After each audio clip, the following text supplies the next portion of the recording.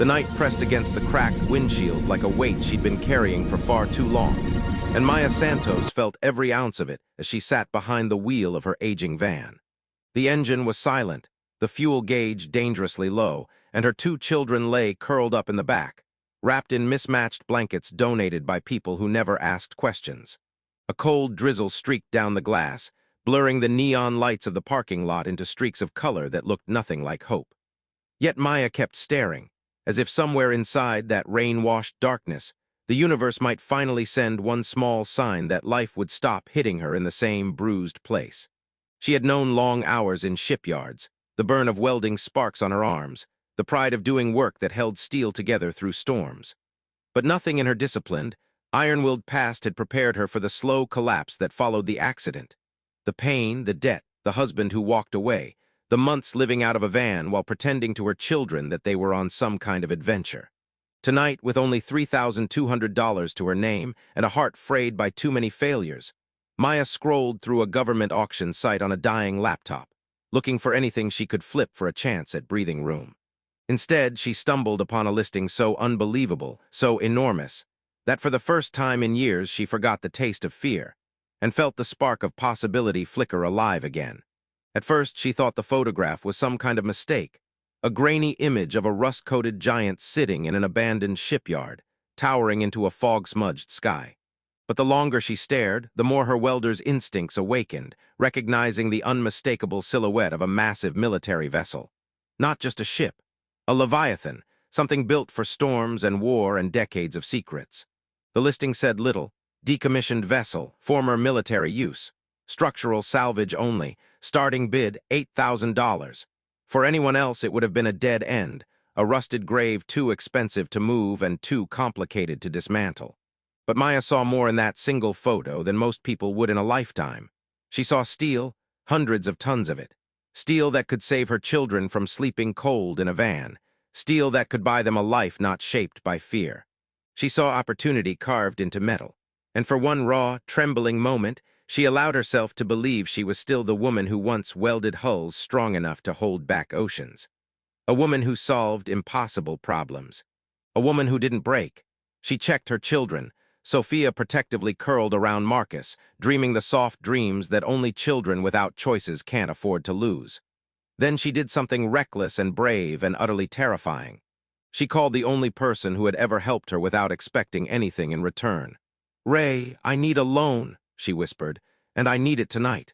Even saying it made her heart pound like she'd stepped off the edge of a cliff. But sometimes survival required the courage to fall first. The next morning carved itself into her memory with the sharpness of cold wind as Maya stood before the towering steel beast that would change everything. Cascade Bay, once a thriving port, now sat hollow and weather-beaten, a place forgotten by time. But the ship was not forgettable. Its hull stretched like a steel horizon, its faded markings whispering a language born of war, secrecy, and long-buried governments. Cyrillic letters scarred the metal like old wounds, and the angled deck confirmed what her gut already knew. This was no ordinary vessel. This was a Soviet aircraft carrier, a remnant of a world built on fear and fire, somehow abandoned on American soil. Her children stood beside her, Marcus wide-eyed, Sophia holding her brother's hand like she'd been doing since the world first shifted beneath their feet. Maya forced a steady breath. "Stay close," she murmured, though her own pulse felt like a hammer in her chest. They climbed the gangway with slow, careful steps. The ship groaned beneath them, protesting the return of footsteps after decades of silence. Inside, the corridors stretched on like arteries of a forgotten giant. Dust clung to walls, yet everything felt disturbingly preserved, too clean, too intact.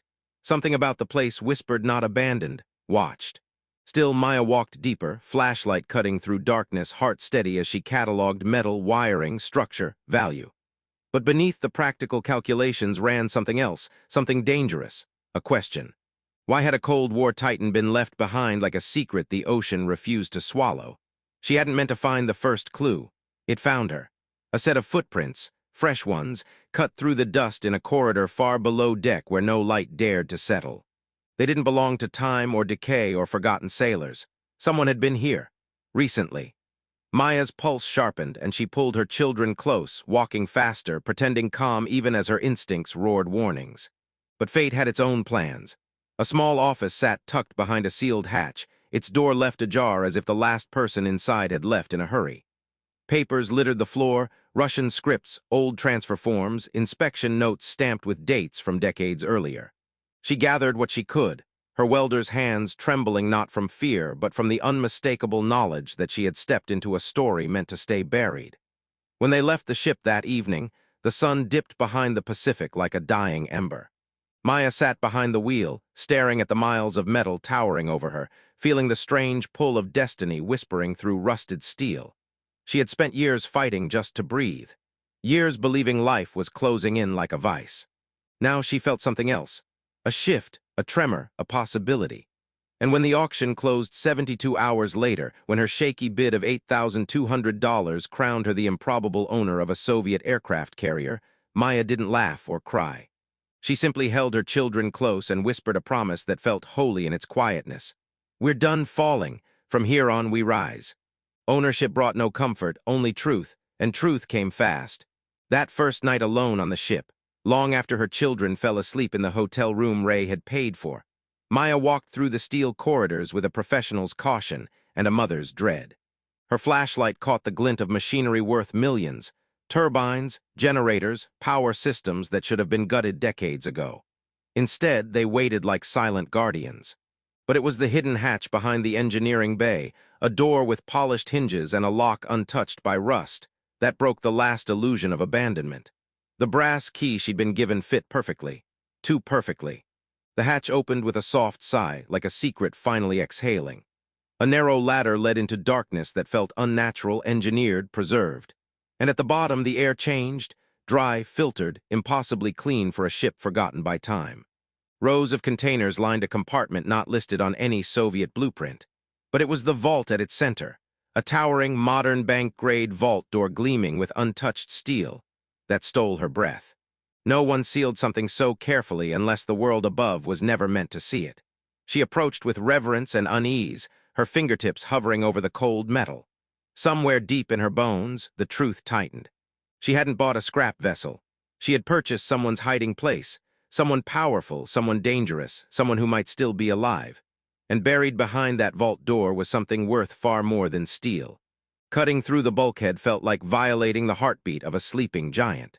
Sparks hissed and scattered as Maya worked the torch with the precision of someone who once welded the spines of warships. Her injured back screamed in protest, but she carved through steel anyway, because survival demanded it. When the metal finally surrendered, she slid through the jagged opening into a vault untouched by time. Shelves lined the walls, stacked with gold bars, platinum ingots, and bearer bonds so old they felt fictional. Documents sealed in waterproof sleeves carried Soviet insignias and CIA letterheads that should have never existed side by side. Hard drives, tapes, encrypted devices, all meticulously arranged like pieces of a puzzle designed for someone who never returned. And there on a lower shelf in a small metal box, she found the letter that changed everything. Dmitry Volkov, a Soviet intelligence colonel who tried to defect as the USSR crumbled, using this carrier as his escape route and insurance policy. Gold to fund a new identity. Classified files to hold the world hostage if necessary, but he never escaped. He died waiting, and the vault, his vault, waited with him for her. His final warning trembled through the paper: trust no one. What you hold can destroy nations. Her breath hitched. She photographed everything, every bar, every file, every symbol of a world built on shadows. But when she heard footsteps echoing in the corridors above, foreign, male, purposeful, her pulse turned to ice. She wasn't alone, and whoever was coming already knew her name. The ship became a labyrinth of danger as Maya moved through the shadows, backpack heavy with gold and proof. Voices in foreign accents drifted through metal corridors, men who knew exactly where they were going, men who had been here before, men who were here for her. Her only advantage was her memory, her welder's instinctive map of metal and structure, guiding her through narrow passages, hidden catwalks, and ladders she'd studied only hours earlier. She emerged onto the deck unseen, slipping down the opposite side of the gangway as the men descended into the hold she'd just escaped. By the time she reached the van, the Pacific wind had turned brutal, ripping at her jacket as she shoved trembling hands on the steering wheel. She didn't start the engine until she saw headlights sweep across the shipyard, two black SUVs. The men were already loading crates, They were moving the fortune, they were erasing evidence, and they were hunting her. She drove through the night, every mile coated in fear, every glance at her sleeping children a reminder of what she could not afford to lose. In Portland, exhaustion weighed heavier than grief. But when retired Navy Captain Elizabeth Chen studied the photos and said, "You've uncovered